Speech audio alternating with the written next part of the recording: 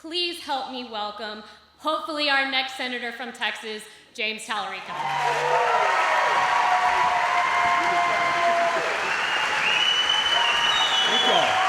Thank you.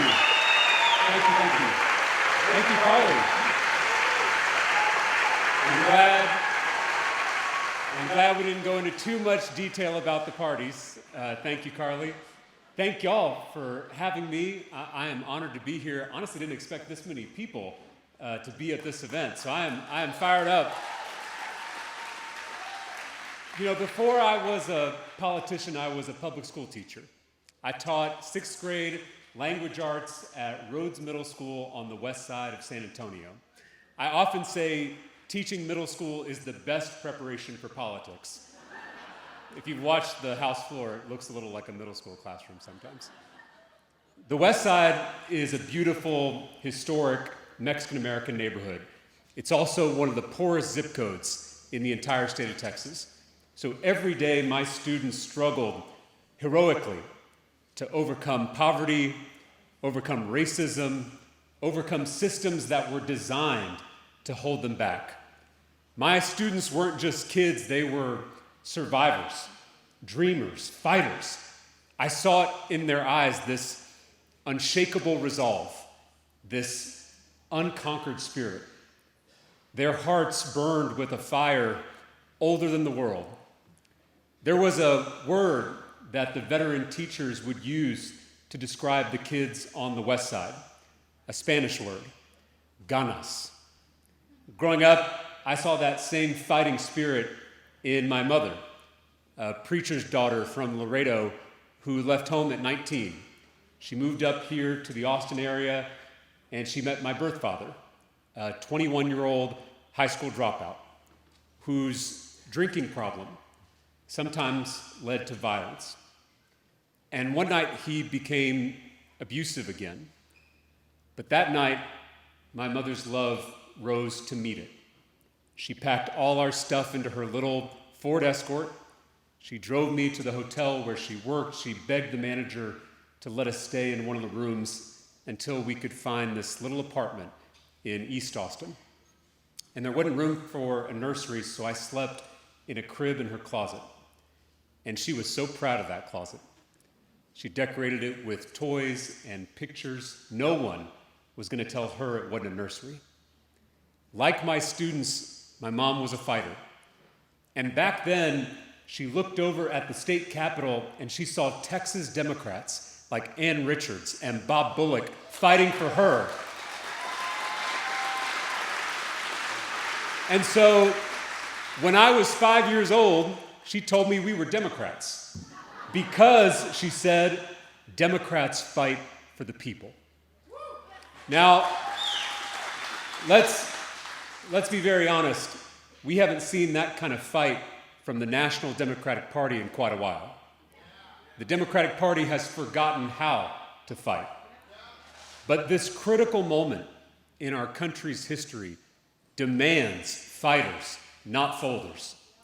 Imagine a Democratic Party that takes on big money and isn't captured by it. Imagine a Democratic Party that listens to the people, not DC consultants. Imagine a Democratic Party that uses every tool in the toolbox and plays to the fullest extent of the rules. And imagine a Democratic Party that delivers for people on housing, healthcare, and education, and actually defeats the right-wing extremists who have taken over this country. National Democrats don't know how to fight. They're comfortable on the coasts and comfortable with the status quo. But there's something about living in a red state that makes you scrappy. Because Texas Democrats know how to fight. Whether it was LBJ pushing the Great Society through Congress, or Barbara Jordan impeaching Richard Nixon, or Wendy Davis holding the floor of the Texas Senate for 13 hours,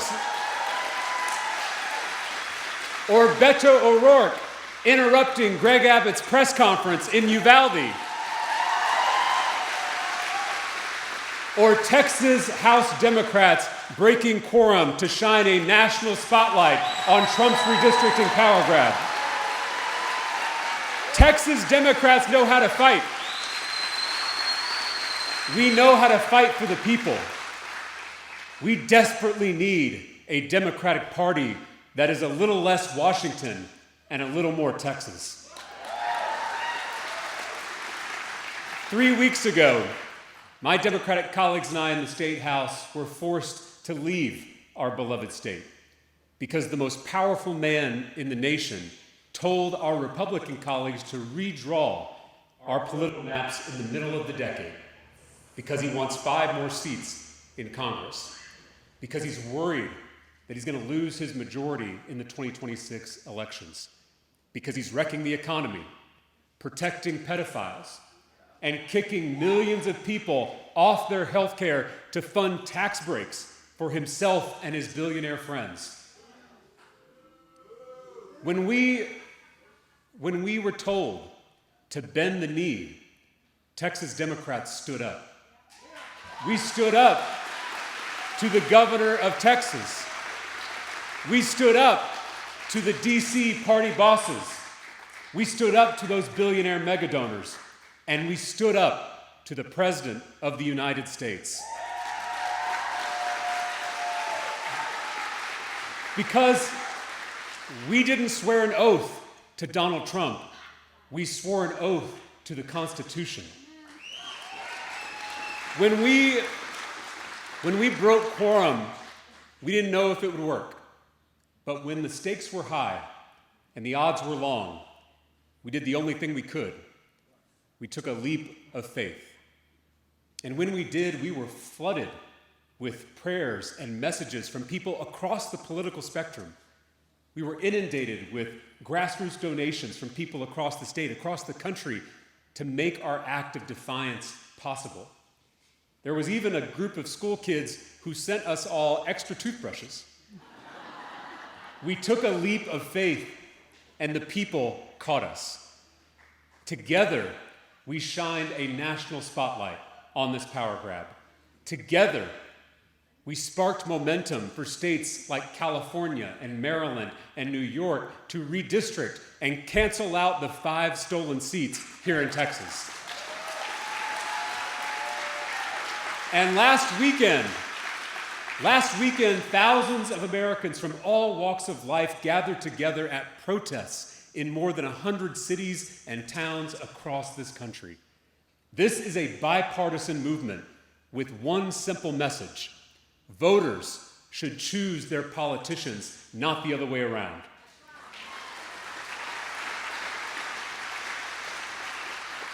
This week, my colleagues and I returned to the floor to build a detailed, public, legislative record that will be used to kill these Texas maps in court. But this fight is going to take a lot more than 51 Texas House Democrats. It's going to take all of us. Because once we stop this power grab, we must pass a national ban to end gerrymandering once and for all.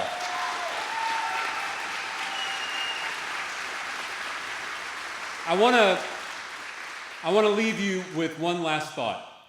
My granddad was a Baptist preacher in South Texas, and he told me when I was real little that we follow a barefoot rabbi who gave 2 commandments: love God and love neighbor, because there is no love of God without love of neighbor.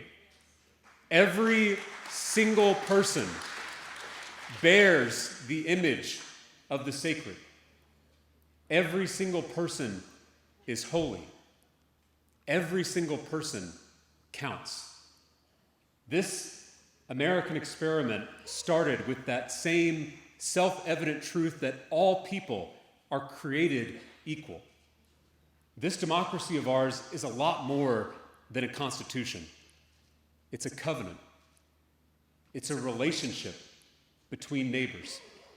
It's a promise that we make to each other to share this country, despite our differences, despite our disagreements.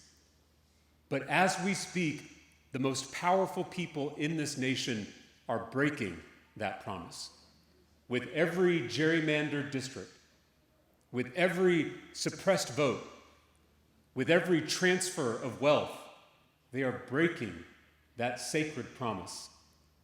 And breaking promises in a relationship is not love, it's abuse. And my mom taught me that true love doesn't tolerate abuse.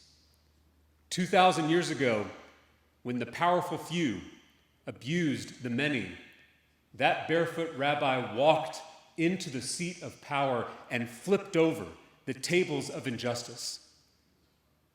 To those who love democracy, to those who love our neighbors, it's time to start flipping tables.